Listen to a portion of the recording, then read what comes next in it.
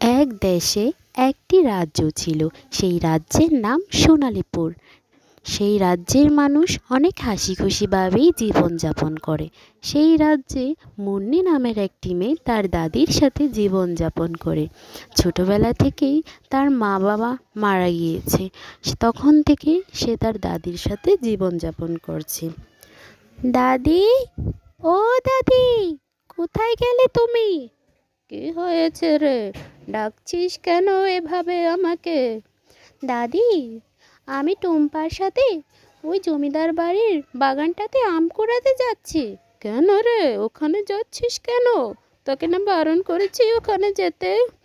না দাদি, আমি ওখানে যাই না, গেলে কি এমন হবে? শোন মেয়ে, তোকে আমি বারণ করছি না।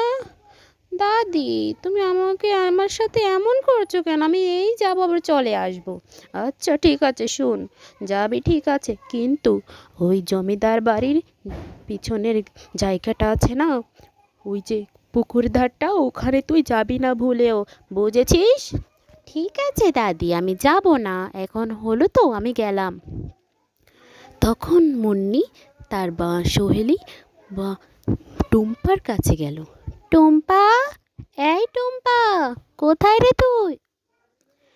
কি হয়েছে রে, তুই আমাকে ডাকছিস কেন? আরে ভুলে গেলি নাকি, আজকে না আমরা আম কুড়োতে যাব?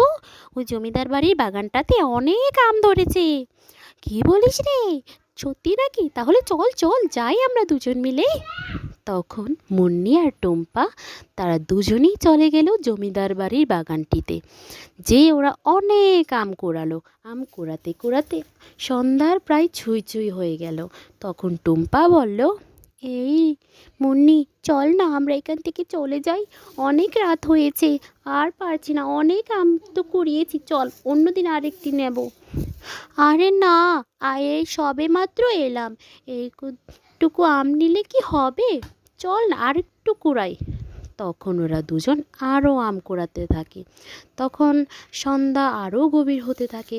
তখন মুন্নি বলে, হ্যাঁ এই টুম্পা, চল এবার আমরা বাড়িতে যাই, চল।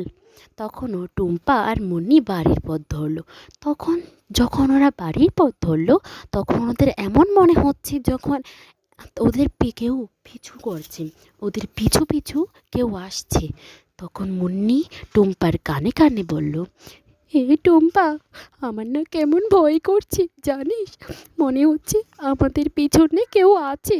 আরে আমারও তো মনে হচ্ছে আমার পিছনে কেউ আছে, এই পিছে তাকাস না ভুলেও, আমি তোকে